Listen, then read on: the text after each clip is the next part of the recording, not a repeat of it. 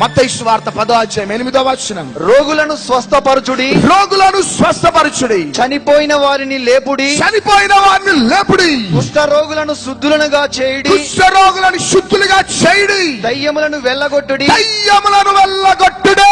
గట్టిగా రోగులను స్వస్థపరచండి. నేను రోగులను స్వస్థపరిచిన, మీరు రోగులను స్వస్థపరచండి. నేను చనిపోయిన వారిని లేపిన, మీరు చనిపోయిన వారిని లేపండి. నేను కుష్ఠ రోగులను బాగు చేసిన, మీరు కుష్ఠ రోగులను బాగు చేయండి.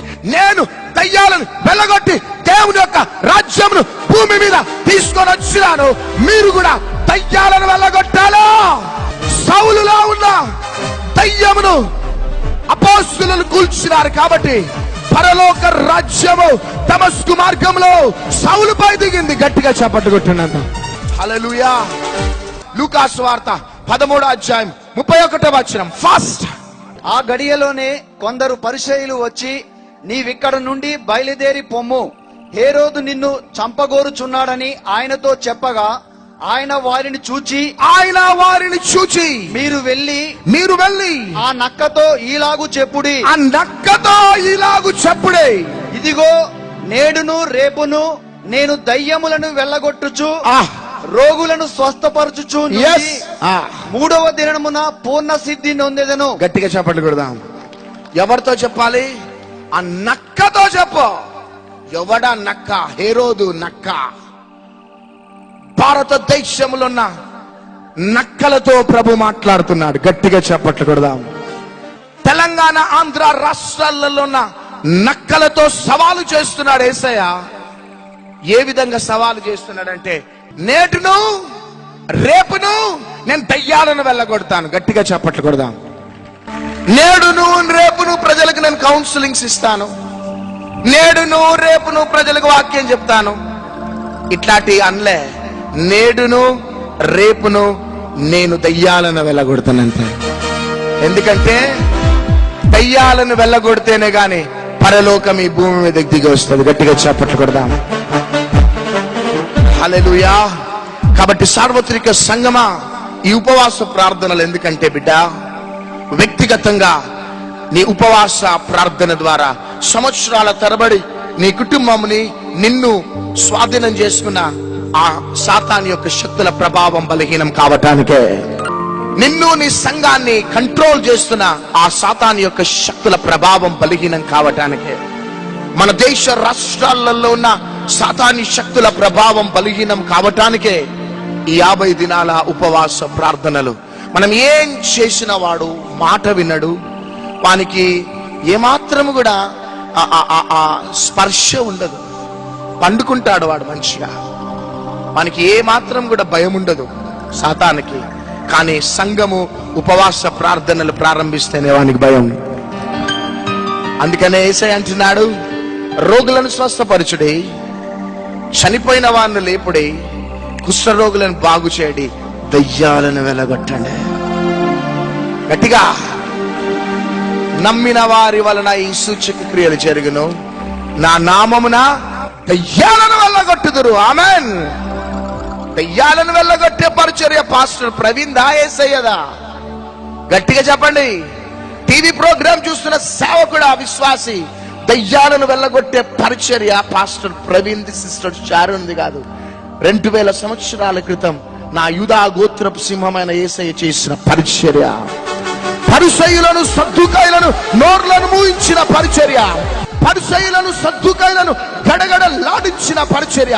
ఎందుకంటే మోషే కాలం నుంచి, అబ్రహాము కాలం నుంచి యేసుక్రీస్తు ప్రభు దాకా దయ్యాలను వెళ్ళగొట్టింది ఆ శక్తి ఎవరికి కూడా లేదు.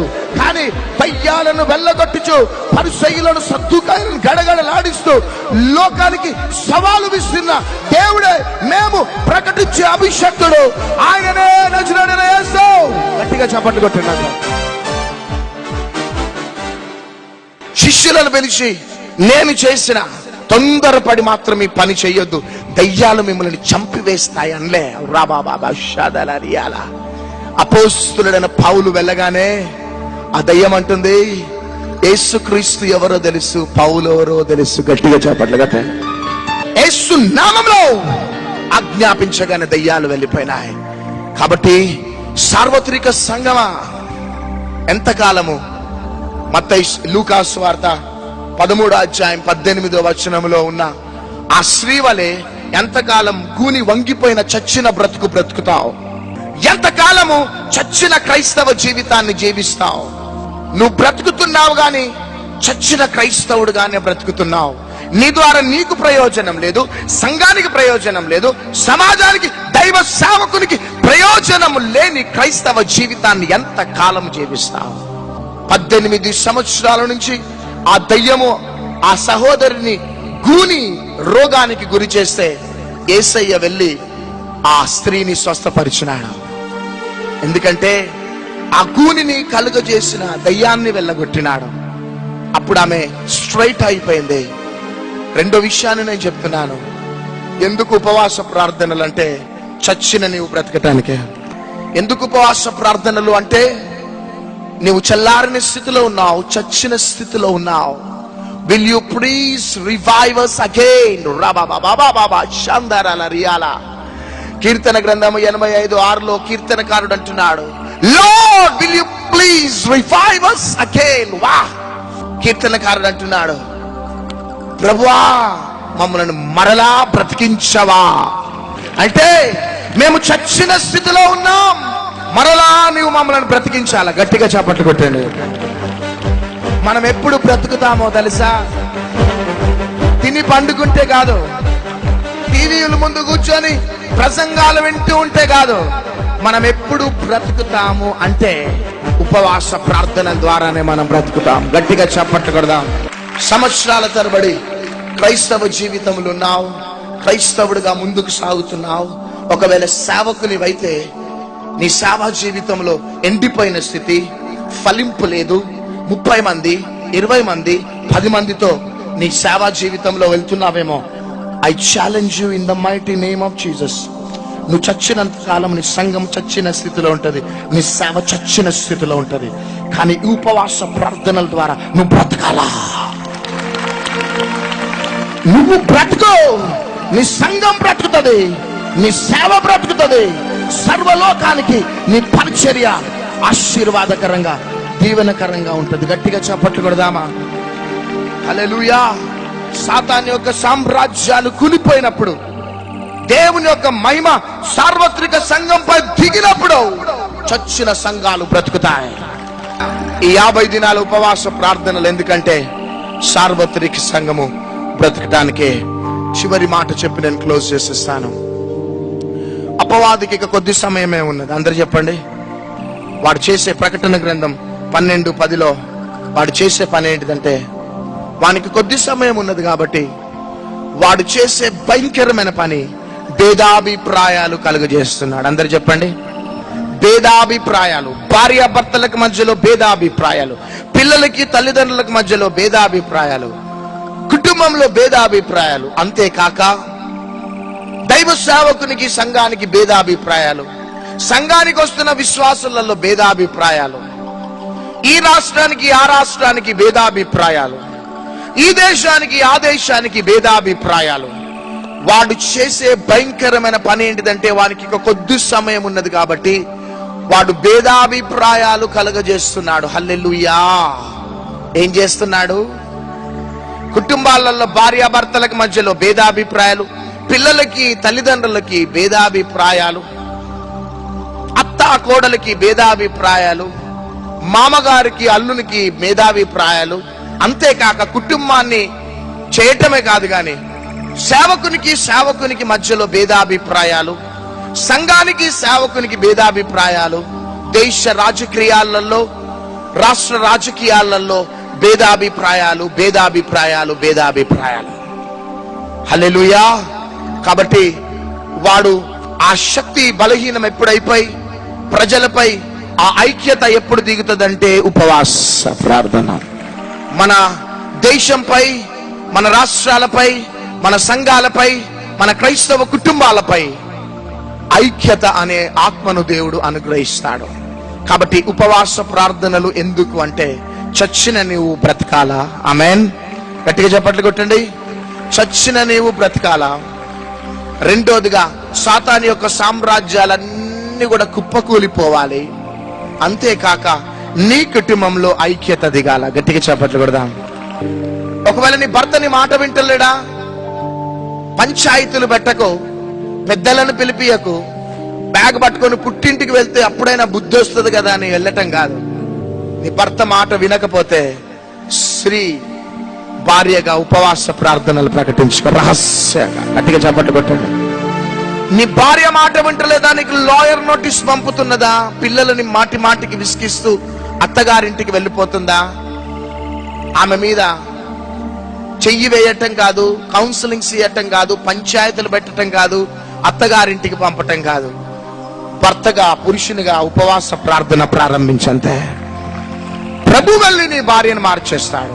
సంఘంలో పోరాటాలు, కలతల, దైవ సేవకుడుగా ఉపవాస ప్రార్థన చేయి. సంఘమా ఉపవాస ప్రార్థన చేయి. ఈ 1999 నుంచి కూడా నా జీవితంలో ఏ సంఘటన మా ఇద్దరి జీవితంలో జరిగినా మా అనుభవం ఒకటే, ఉపవాస ప్రార్థనలు డిక్లేర్ చేశాను. గొప్ప గొప్ప విజయాలు చూసినాం. బైబిల్ గ్రంథంలో అనేక కార్యకలాపాల ద్వారా ప్రజలు ముందుకు సాగినారు. కానీ అపవాదిని బలహీనపరిచే ఒక ప్రత్యేకమైన ఆయుధమే ఉపవాస ప్రార్థనలు. గట్టిగా చప్పట్లు కొడదాం. అంతేకాక ఈ దినాలలో సార్వత్రిక సంఘము క్రైస్తవ జీవితంలో, ఆధ్యాత్మికమైన ప్రయాణంలో, సంఘ పరిచర్యలలో అన్నిటికీ ప్రాధాన్యత ఇస్తూ ఉంటారు దైవజనులు, సంఘాలు. కానీ అన్నిటికంటే శ్రేష్టమైన అనుభవము ఉపవాస ప్రార్థనల అనుభవం. గట్టిగా చప్పట్లు కొడదాం.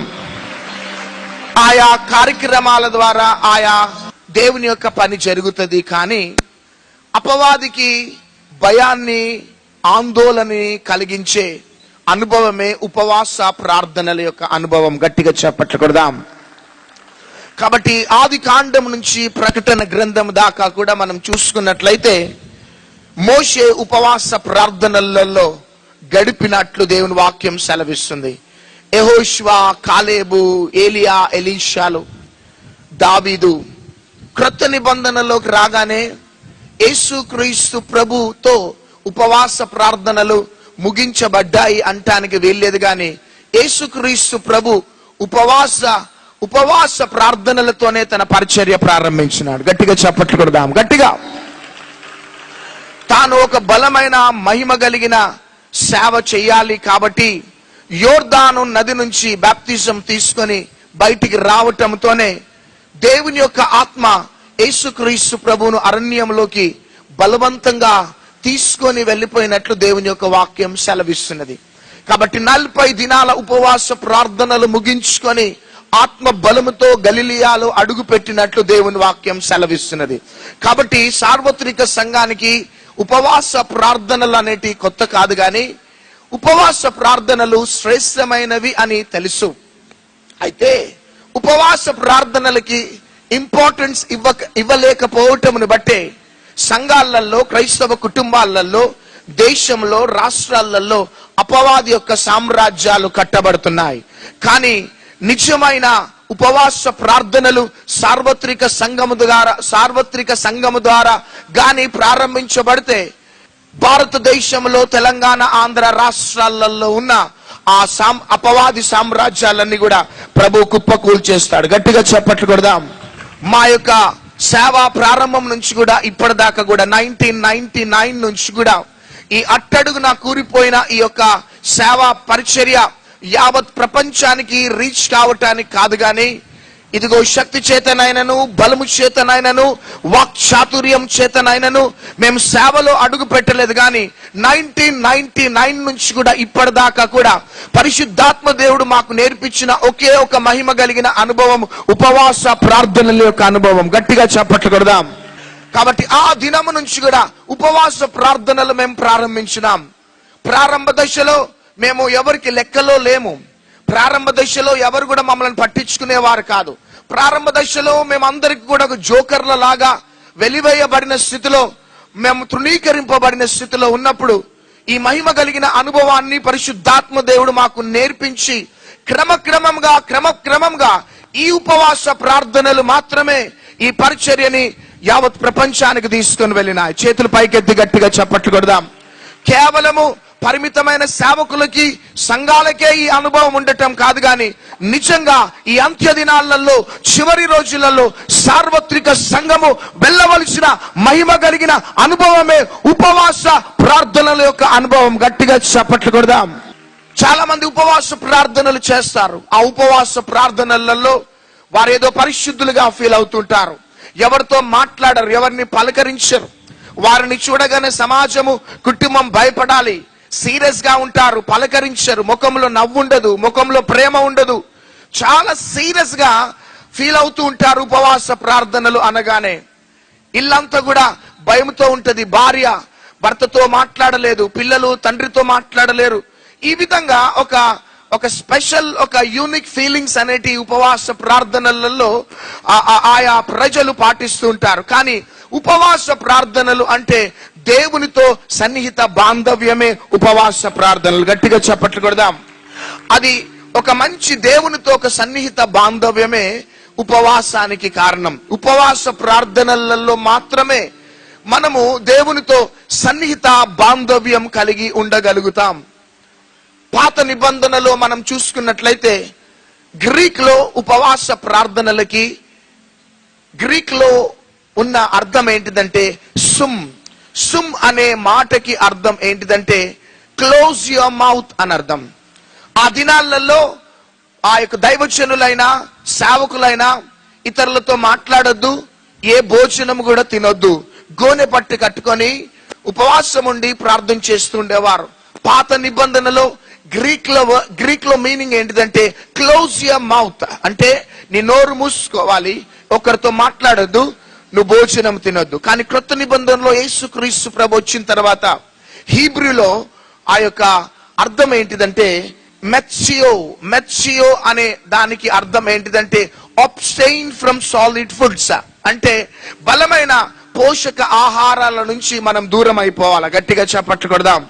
కాబట్టి ఆ క్రొత్త నిబంధనలో మెత్సియో అని అర్థం అంటే బలమైన పోషక ఆహారాలు తినకుండా మనం లిక్విడ్స్ తీసుకుంటూ ప్రభుతో సన్నిహిత బాంధవ్యం కలిగి ఉండే అనుభవమే ఆ మహిమ కలిగిన అనుభవము ఉపవాస ప్రార్థనల యొక్క అనుభవం. గట్టిగా చప్పట్లు కొడదాం.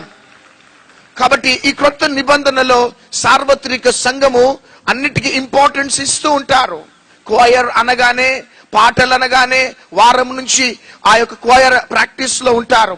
లేకపోతే ఆయా రీతిలుగా సార్వత్రిక సంఘము అన్ని కార్యక్రమాలకి ఇంపార్టెన్స్ ఇస్తూ ఉంటారు. కానీ ఉపవాస ప్రార్థనలు ప్రకటించినప్పుడు సంఘము పాలు పొందరు.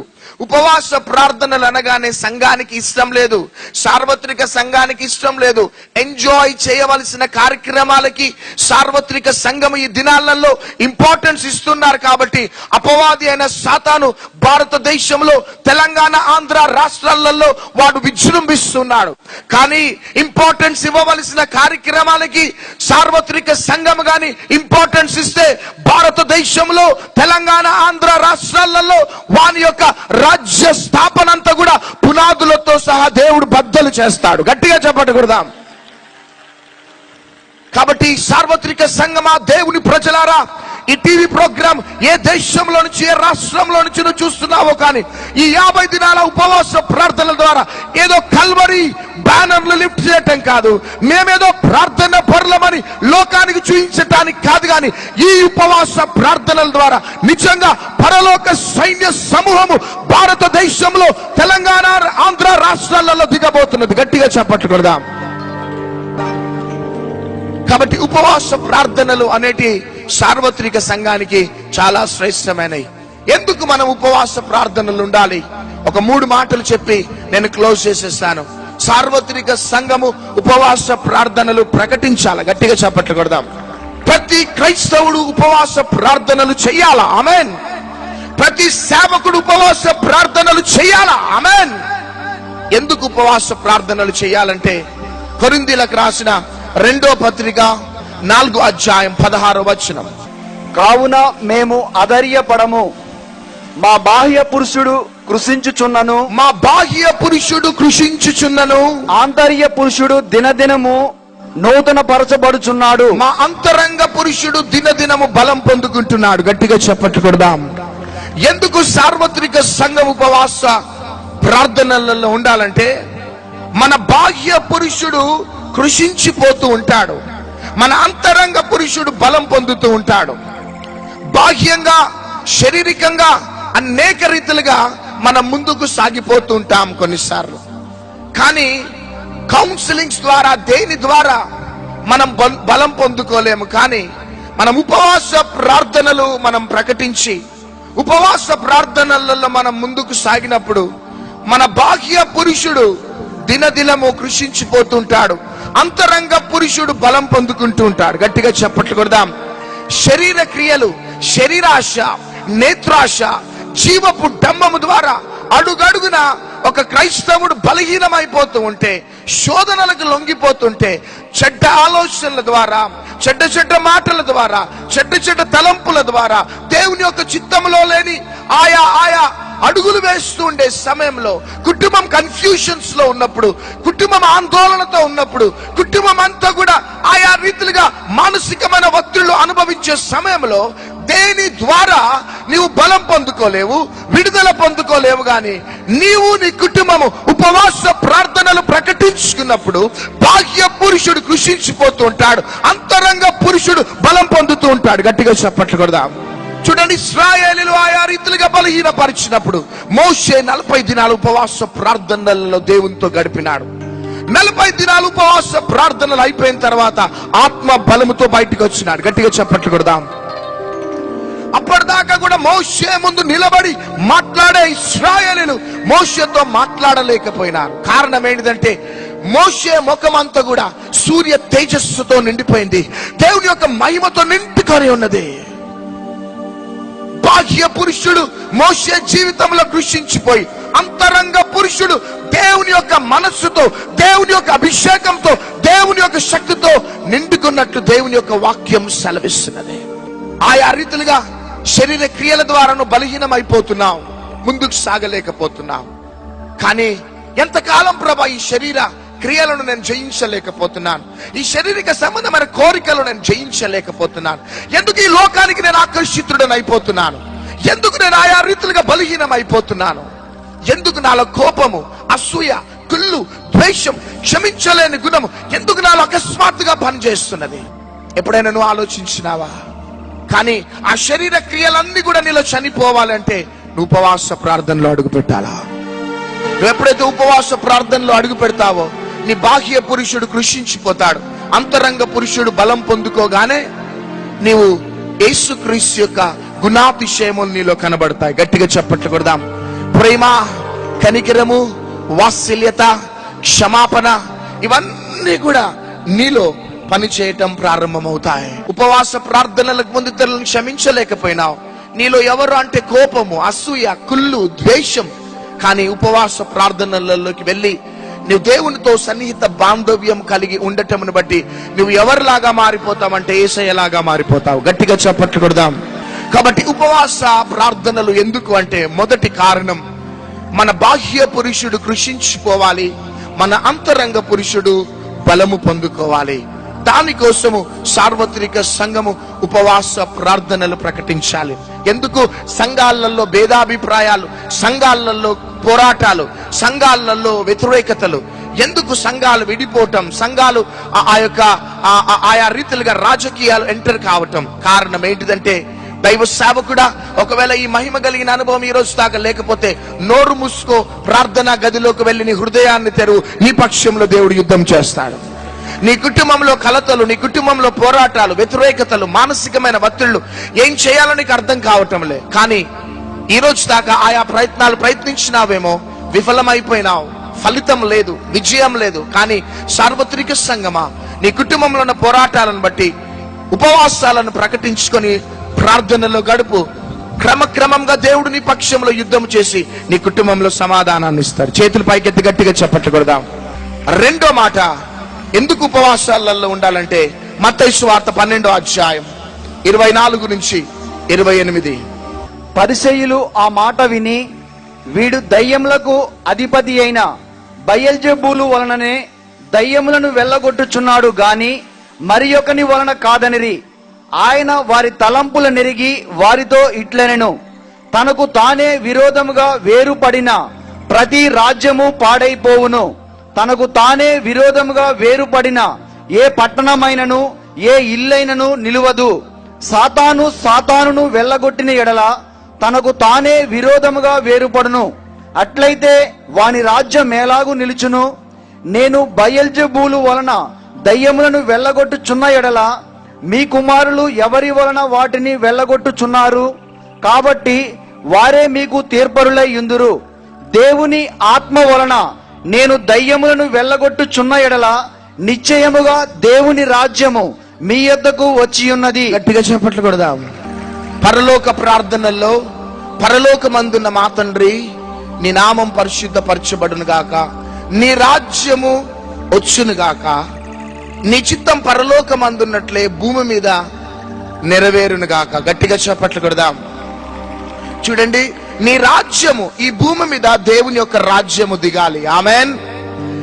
పరలోకంలో దేవుని యొక్క చిత్తం ఏ విధంగా ఉన్నదో ఈ భూమి మీద దేవుని యొక్క చిత్తం అదే విధంగా ఉండాలి.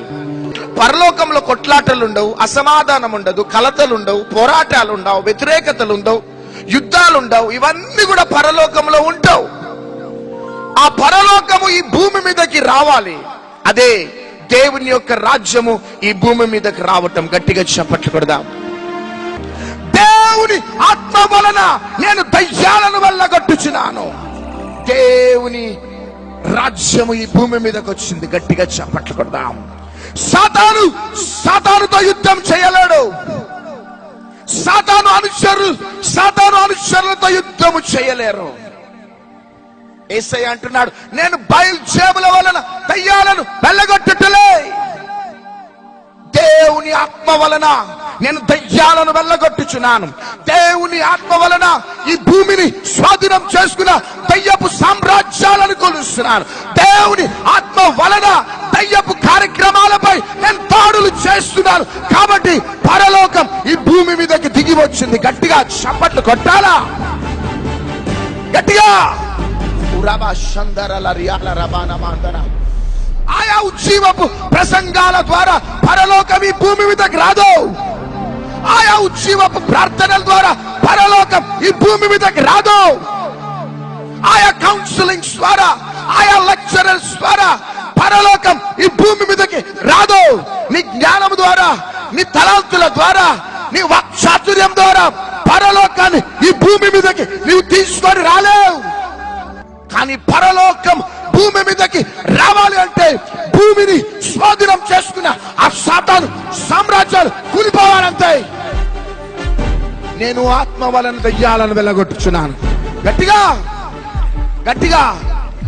దేవుని ఆత్మ వలన నేను దయ్యాలను వెళ్ళగొట్టుచున్నాను. గట్టిగా చప్పట్లు కొట్టండి. కాబట్టి నిశ్చయముగా దేవుని రాజ్యం ఈ భూమి మీదకి దిగి వచ్చింది. గట్టిగా. దయ్యాలను వెళ్ళగొట్టకపోతే, దయ్యాలపై దాడులు జరగకపోతే, దయ్యాల సామ్రాజ్యాలు ఈ భూమి మీద కూల్చబడకపోతే దేవుని ఆత్మ ఈ భూమిపై దిగదు దిగదు దిగదు. కొట్టండి అంతా. అందుకనే సాతాను అన్ని కార్యక్రమాలలో వాడు ఇన్వాల్వ్ అవుతాడు. సార్వత్రిక సంఘముతో, సార్వత్రిక సంఘం ఎన్ని కార్యక్రమాలు చేసినా వానికి చీమ కుట్టినట్టు కూడా ఉండదు. కానీ సార్వత్రిక సంఘం ఉపవాస ప్రార్థనలు ప్రకటించుకుంటే వాని రాజ్యాలు గడగడ వణుకుతూ ఉంటాయి. గట్టిగా. ఎందుకంటే ఈ భూమిపై దేవుని యొక్క రాజ్యము దిగుతున్న అనుభవమే ఉపవాస ప్రార్థనల అనుభవం. భారతదేశం, తెలంగాణ, ఆంధ్ర రాష్ట్రాల్లో ఉన్న అమాలేకులు, హిత్తీయులు, యెబూసీయులు, అనాకీయులు నేలమట్టమయ్యే దినాలే ఈ 50 దినాల ఉపవాస ప్రార్థనల దినాలు. ఎంతమంది టీవీ ప్రోగ్రాం చూశారు, ఇక్కడ నిలబడ్డారు తండ్రి. మేము నమ్ముతున్నాం 50 దినములు నాయన మేమందరం కలిసి ఏక మనసుతో ఏకాత్మతో ప్రార్థన చేసే అభిషేకాన్ని మాపై నువ్వు కుమ్మరించబోతున్నావు. నీ వాక్యము ద్వారా ప్రేరేపించబడి ఎంతమంది ప్రార్థనలకు సిద్ధపడుతున్నారు. శత్రు వారిని ఆపకుండా వాక్యం వారిలో 100 అంతలు ఫలించే విధంగా మీరు అద్భుతం చేయమని మేము ప్రార్థన చేస్తున్నాం. ఈ ప్రార్థనలకి ఏ శక్తులు, ఏ ఆటంకాలు, ఏ అభ్యంతరములు పని చేయకుండా ప్రజల హృదయాల్లో ప్రార్థించాలి, నీతో గడపాలనే ప్రేరణ కలుగునుగా కానీ ప్రార్థన చేస్తున్నాం. 50 దినాలు ఒక మహిమలో నుంచి మహిమకి మేము అడుగు పెట్టబోతుండగా మా అందరితో మీరుండమని యేసు నామములో అడుగుచున్నాం తండ్రి. ఆమేన్. ఆమేన్. 50 దినాల ఉపవాస ప్రార్థన ద్వారా మన దేశంపై, మా రాష్ట్రాలపై, మా కుటుంబాలపై, మా సంఘంపై, మా సేవలపై, అంతేకాక దైవజనుల ఐక్యతతో బహుబలంగా గొప్ప పరిచర్య చేయులాగున తండ్రి యొక్కయు, కుమారుని యొక్కయు, పరిశుద్ధాత్మ ఏక నామములో ఇదిగో సమాధానం అనే సమాధానము, శాంతి దిగులాగున ఇదిగో ఈ యొక్క పావురాలని సర్వలోకానికి మేము విడుదల చేస్తున్నాము.